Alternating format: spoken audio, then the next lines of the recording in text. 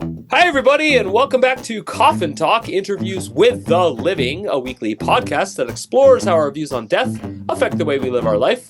This week, our guest is SP Venkata, or Sherma, and he is desperately seeking to become Indian again, but he has instead stumbled into being a cowboy. He is trying to synthesize the two aspects of his life in such a way that may make him a complete American somehow. He is generally a very social person, but doesn't believe in the social media or any other popular media for that.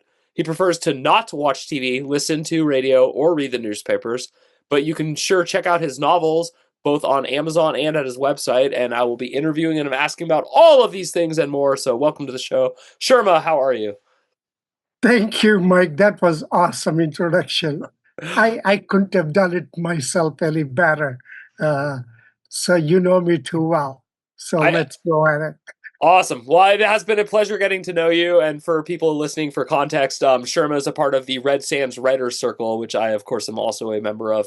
And he is a very talented author. He has released two novels out of his trilogy of three. But this is what's really cool. I've never heard anyone do this before. So if you're listening and you steal this, shame on you. But Sherma has written a trilogy in the reverse order. So the first book is the last book.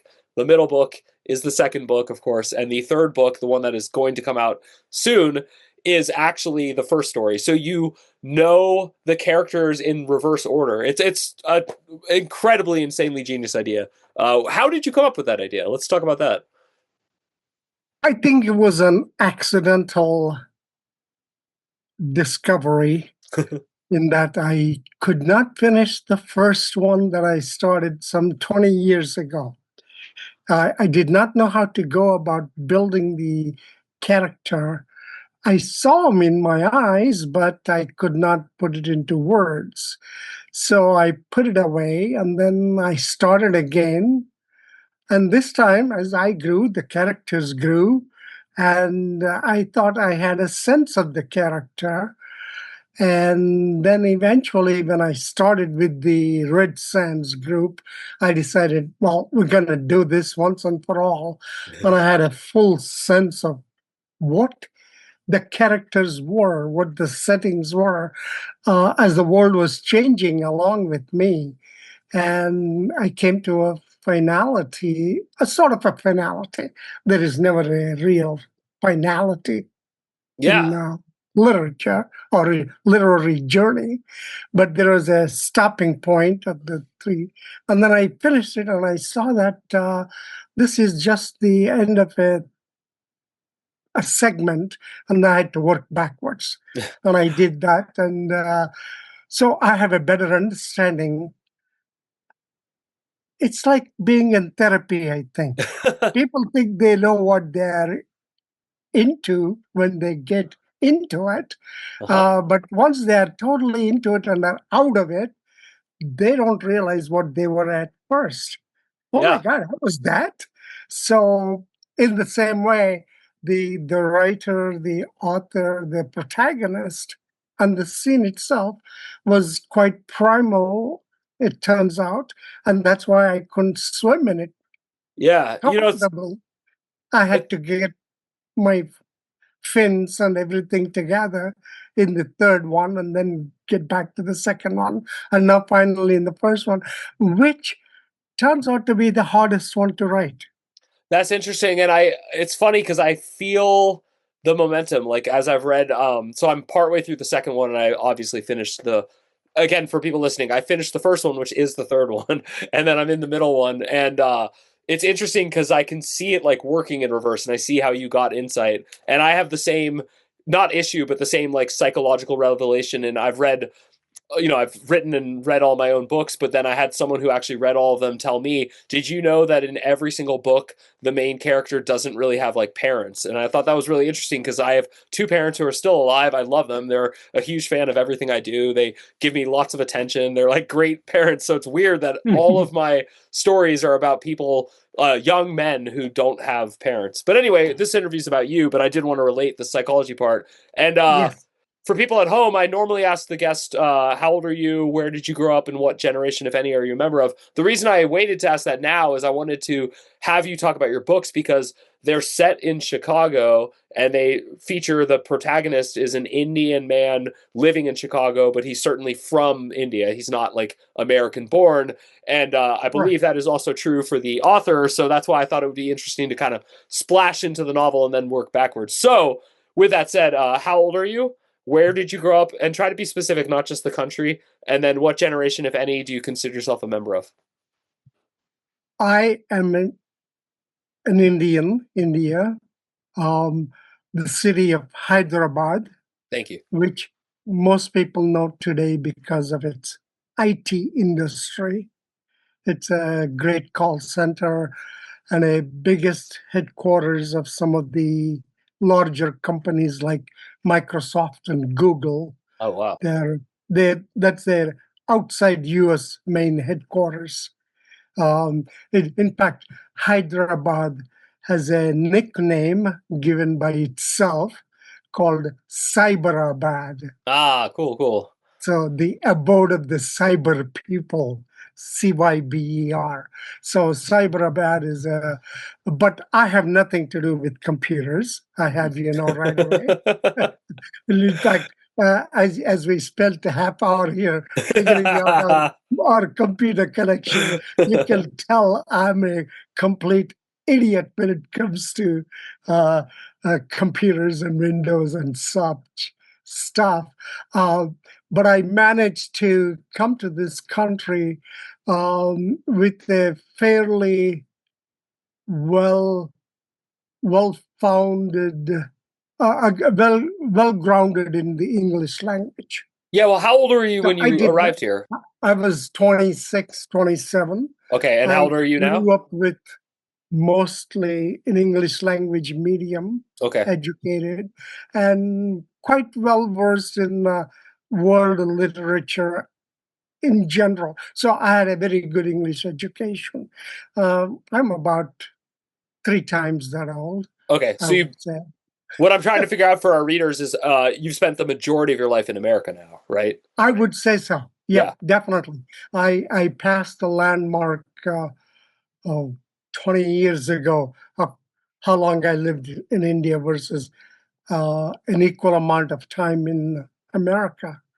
Do So you do you feel like because your biography, what I read, and said about you, it alludes to this, but like, and your characters in your novels allude to this. First of all, to be American is to be an immigrant, in my opinion. Like it's almost entirely the story of America is like a family arrives, they stake claims, and then they have children, and the children say, "I'm not from that country." So, yeah, but do you feel Indian also? Like I know you're American, but do you also feel Indian? I feel at some level deeply connected to India and the ethos and the cultural and the spiritual legacy. I consider myself more a legatee Mm-hmm. Mm-hmm. of the Indian ethos than a practitioner of it, Mm-hmm. if that makes any sense. It does. If I could be hypocritical as to claim both. I don't even think it's And hypocrite. Yeah. yeah, Well, and because I have fairly washed away a lot of the things that stick to Indians, and yet I have not accreted as much American stuff onto me as would be expected, even by a 10-year immigrant, would probably be more American in some ways than me, like, wild and crazy guys, uh-huh. they're from Saturday Night Live, they're American. Ah, I see what you're saying. Yeah, yeah. Well, Yeah, I mean, you lived in Chicago. Chicago's like, I mean, it defines America. I would say New York and LA yes, are might be our more famous cities, but Chicago is yeah, actually the most American city because it's almost like a cross of LA and New York. It has big media. It's got a beautiful downtown. It's on the yes. lake. So first of all, you picked an awesome place to live. Now you live in Phoenix, though, where I live. But we'll get into that later, maybe. But my question about when you said washing the Indian thing, I think the two biggest stereotypes Americans have about India are complete contradictions. One is it's like this furious group of like just massive too many people and pollution and blah blah blah. But then the other is, oh, they're the most spiritual, tranquil, meditating, like enlightened people. Like all of our problems could be solved if only we listened to India, you know? So how do you feel about those two stereotypes? They're wonderful examples of how we view humanity, all of us, because they have to reflect the conflicts we feel within ourselves. Mm, I like that. Because Americans are conflicted, like all other peoples are, and they look for diverse divergence of opinion, and they see one hand you can't get rid of the poverty in India anytime soon. The world will end sooner than poverty will end in India. That's that's my true belief. The world will destruct itself, you know, or before all Indians become wealthy like all Americans are supposedly Uh-huh. today. Yeah. Uh, on the other hand, the spiritualism is equally projected onto India, Okay. on what India inherently has some. Yeah, as by virtue of being the longest continuous ongoing civilization that has accreted to itself various impulses and aggressions Wow. and overlapping and overshadowing oneself. It's like a series of uh, I wouldn't quite say Matrushka dolls as because they are hidden, but Hmm. it's like a series of canopies, a canopy over a canopy, a Oh. forested canopy over a, and then a cloud canopy over a ethereal canopy, various canopies through them, all laying upon itself.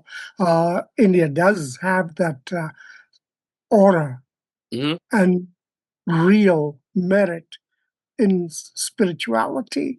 Uh, and yet, you will not find, if you go to India, a single Indian who will disappoint you if you're a capitalist. That's awesome. It's a capitalist paradise. And while at the same time, it has, by virtue of its patience and long history of suffering and exploitation, Indians have a tolerance for pain and socialist fantasies. Wow. Uh, that's my take on it Yeah. because it's a very complex situation. Um, in its core, India is humble, I believe. Mm. Wow. The core of India is humility. That's Wow. the essential ingredient of Hinduism. Uh, while I may exist and the ego of a person may, the the collective I is very humble. Wow, that is so profound, Sherma, which I expected from you. No, no pressure. Yeah, But that was, and also like you speak so eloquently. I hope people are gathering why you're a writer. You just a great vocabulary and a great. I mean, the canopy example, for example, yeah, was amazing. sure, I think I want to ask the pivotal question of the podcast now sure, because we're discussing spiritualism. So it's going yeah, to be a two-part question. yeah. Obviously, the one question is, what do you think happens when you die? But leading up to that, what has been your spiritual journey? Like, were you always of the same opinion about this question, or has it changed? Hi, everybody. This is Mike Oppenheim, the host of Coffin Talk, the show you're currently listening to, and I'm interrupting to ask you if you would mind doing me a favor and subscribing to my online publication called You Are Here on Substack. It features weekly essays. I also have fiction, and of course, there are links to the podcast and all the bonus episodes. It's completely free, and I would love your support. So please head over to mikeyop.com, that's MIKEYOPP.com, and sign up today. Thank you. Bye. Um, I have been so preoccupied with the material well-being and psychological well-being and emotional well-being of me and my people, so to speak, or my personal friends that have not dealt or dwelled upon the spiritualism as much as I'm now doing, Wow, because interesting. that's uh, that's what a person is supposed to do in old age, right? Yeah, I guess. Yeah. Yeah. So never trust a young spiritualist or a very young person Im- imbued with spiritual quest. They are seeking something else, Wow. more Wow. mundane, like psychological, emotional comfort, satisfaction, etc. There are few people. Well, not everybody who's joined is looking for the windows of perception, Yeah. and all this Huxley's and enlightenment. Even though it may be a path for some, uh, but I just believe that the here and the now of our real world is engaging me enough Wow. to Yeah. not worry about the spirit. Now, as to I think there is a certain age as in chronological one's age, when each person becomes spiritual. Hmm. Hmm. In some, it may happen early. In some, in wealthy scions of these great industrial families and people inherit wealth, it may happen earlier to them. Or for the people who slog in the filth of a slum in India, it may never occur to them because they're so busy dealing with their daily pickings. And for the rest of the middle class, it is a weekly affair, I suppose, with the church or connected or your yoga instructor. If that's where people land in their daily spiritual quest. I'm talking of Americans, of course, Yeah. Yeah. No, this is great. the Yeah. American in me, you know. Yeah.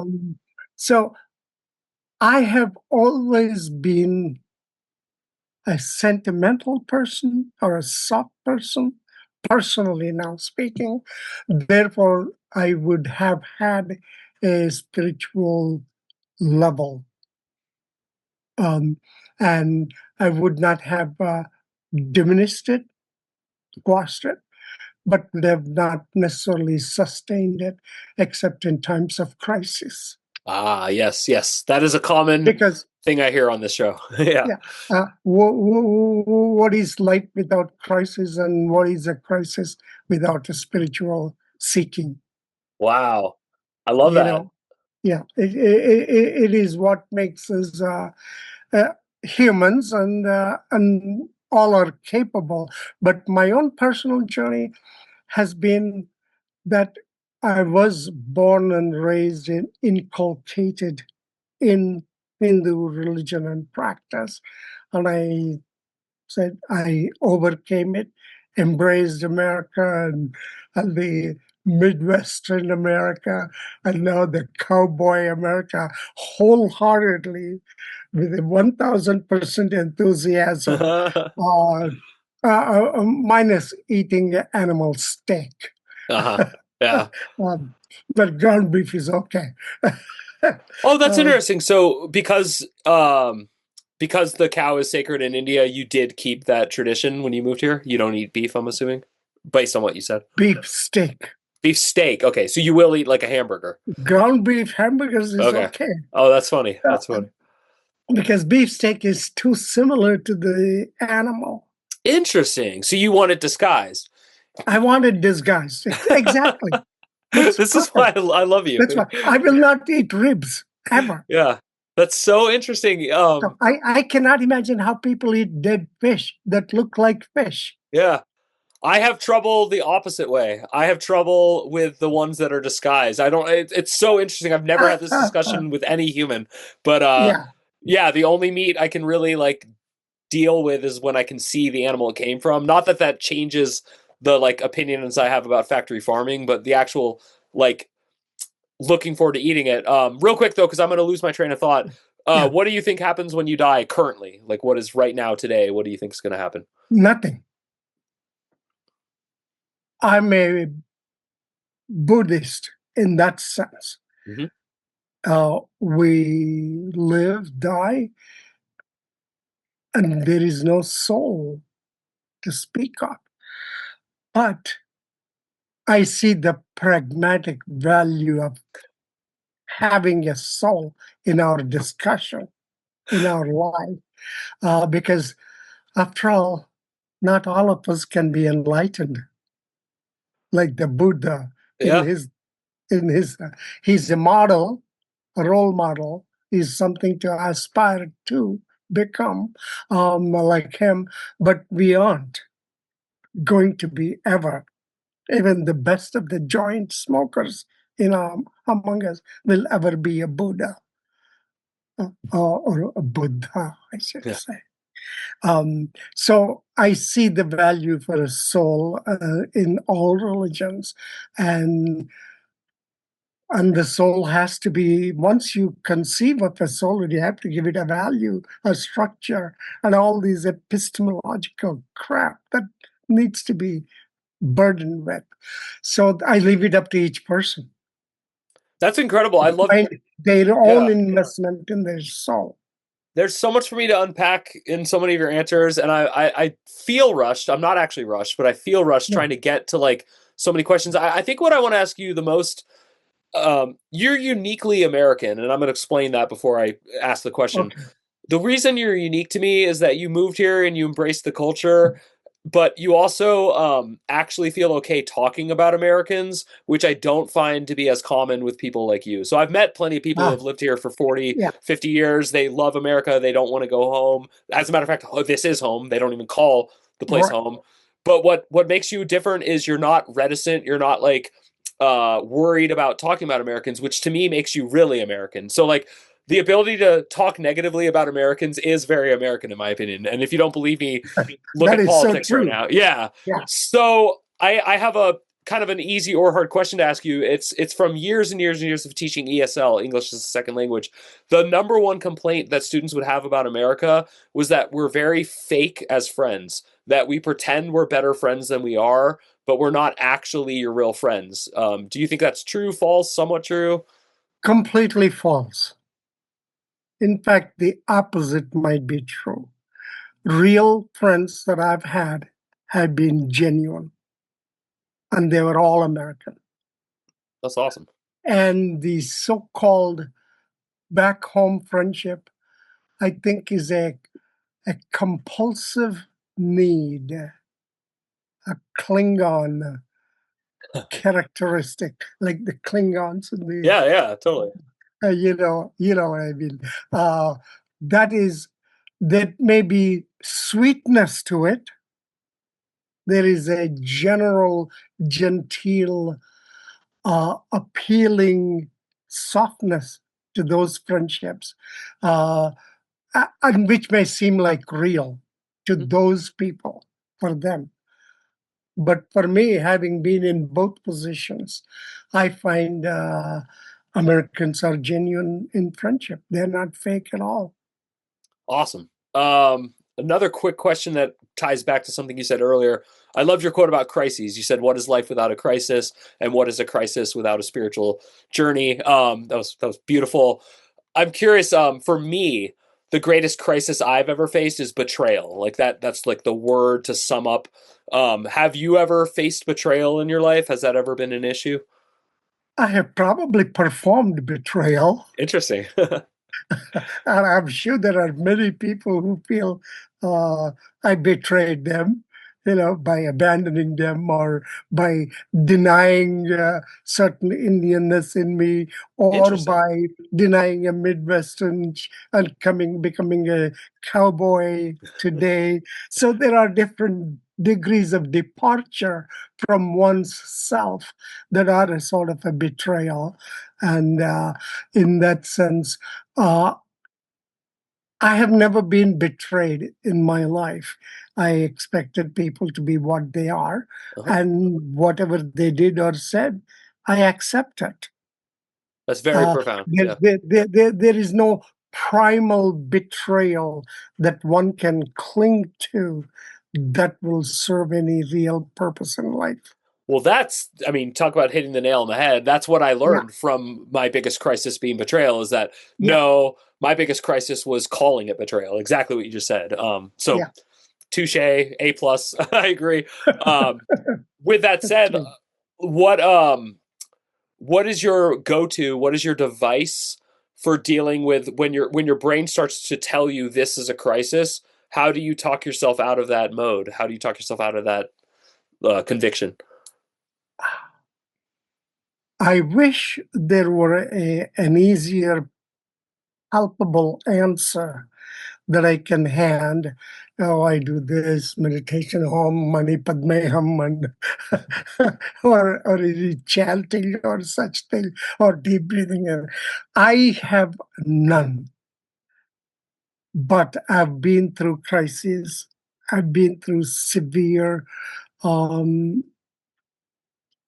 psych, well, psychotic, no, I wouldn't quite say psychotic, neurotic crises, Hmm. and needed help and got help.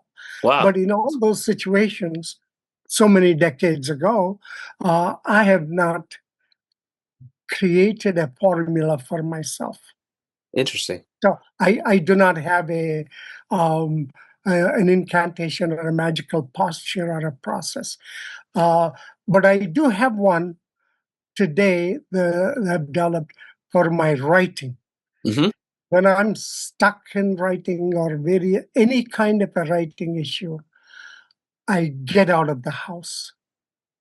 I I like go that. to a completely alien, different, distant place, like a motel in a small town near Tucson Uh-huh. or by Flagstaff or up in the North Country or up in the mountains, like Wow. Hay Bear or Snowflake or some such place. Stay in a motel for a couple of nights, and I come back very charged. Any location that is completely alien is good for me, Yeah. and and it doesn't cost me much. Do you Sometimes I just go overnight, and that does it. So in that respect, it is kind of, in in certain computer programs, this is called initialization. So when the program gets haywire, the processors get haywire, they bring in a dedicated program that runs through and reinitializes everything to the base level. okay. Yeah. I reinitialize myself That's cool. by getting out of myself and out of my immediate surroundings. Now, if that kind of a thing helps, it would help.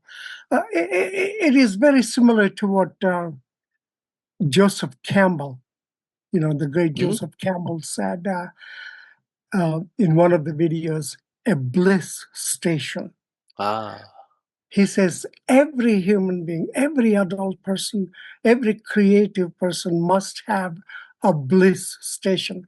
It could be something as simple as a chair by the window side looking out, or a kitchen desk on which you put your favorite kitchen tools, which you are not going to use, but write your poem, or a place where you are alone in yourself and listen to the crazy, funky music that only you alone in the world enjoys, and or some place where you make a tent like a 6-year-old does it in the garden. Yeah. Yeah. That's your He calls it the bliss station. It's a place where a person is in total bliss, That's great. and that brings up calms you down and brings up your creativity. That's awesome. So, gathering on like everything you said, it's very important to you to be creative. It seems like that's like a constant source of like energy and joy for you.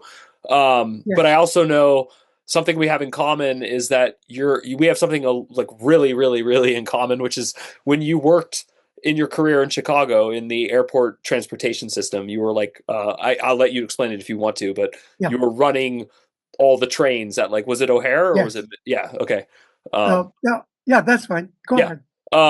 And that's an intense job, and it didn't sound fun, and it didn't sound like you loved it, but it sounded like it was a job, it was employment, and it worked. And the reason I'm bringing this up is you have actually achieved the American dream. You actually like landed a job, worked at it, planned your own retirement, got the F out of Dodge, moved all the way to Phoenix, and now you're like very happily living here with with you made it. And so first of all, congratulations. Second of Thank you. all, did you always believe in that and know that that was going to happen? I wanted it to happen one way or another. Um, my very okay, in terms of those plans, and my original plan was to move to America, make this a base station for my journeys out into the world. I would spend a few months in Moscow and a few months in Peking, as we used to call it back then, or Beijing. I would travel the world.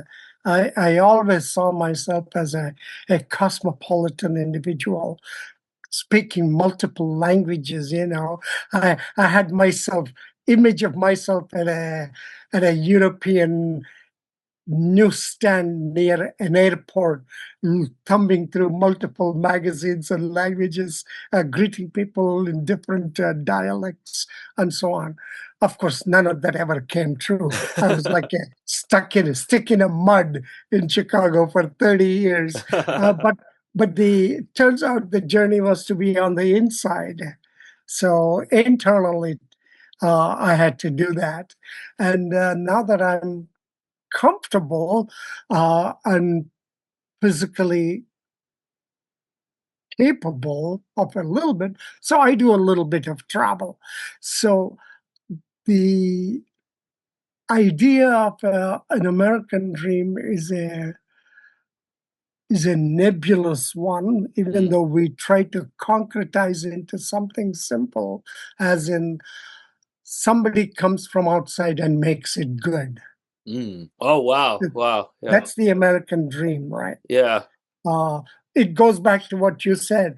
To be a good American, you have to be a good foreigner, you said yeah, earlier. A foreigner becoming an American is the American. So somebody coming from outside and making it good is the quintessential American dream. yeah, And in that respect, I may have done some of it, not all of it. But the the process of getting there is the most painful and revelatory of myself. yeah. And that was what I connected with you when you told me the story. Is that I also have the ability to just say, okay, I got to do this thing for 20 years. Like, all Yeah, right, like it's just like I don't often meet people who understand how to do that. Many people want to say they can do that, and I'm not saying it's a skill. I'm saying it's just this peculiar trait we share. Yeah, go ahead. yeah, it's a necessity. Hmm.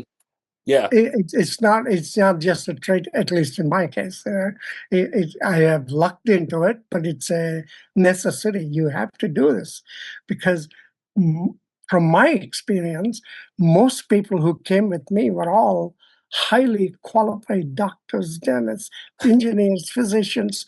Uh, a few were merchants and economists, but otherwise they were all in embedded in their professions and reaching, let's say, $1 million status or a married status within a decade. uh-huh. Whereas I've continued on and on and on and remained pretty much where I was, Yeah, but except in a qualitative way. yeah, yeah. No, Yeah. and it's So yeah, I see that. Um, I had to give up and become constantly find ways to be in America an American, and at the same time avoid being Indian if I could, better I could help it. Yeah, no, that's awesome. Sherma, this has been an incredible interview. I really appreciate you. You're full of wisdom Thank and insight. I always give my guests the floor at the end of the interview. Is there something you'd like to tell my audience? No, Awesome. I have nothing to say. Thank you. It's been fun. Yeah, this was fun. Thank you. I had to not pull teeth like too bad, but it was hard to get you to come Yeah, on. you did So, have to work all on right, it. yeah. So thank you. I do I appreciate it. admit to being nervous and I admit being concerned about it, but it's done and over with. I'm Cool. surprised. Awesome. Well, you're a treasure to me, and I love your attitude, and you do inspire me. I just want you to know that.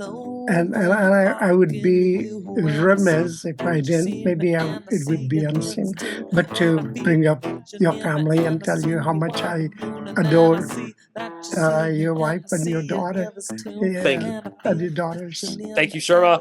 And once again, this has been an episode of Coffin Talk. My name is Mike Oppenheim, and the best way to support the show is to head over to mikeyop.com. That's MIKEYOPP.com and sign up for the once a week email that I send out. Thank you again to everyone. Thank you, Sherma. This has been Coffin Talk, and we will see you soon.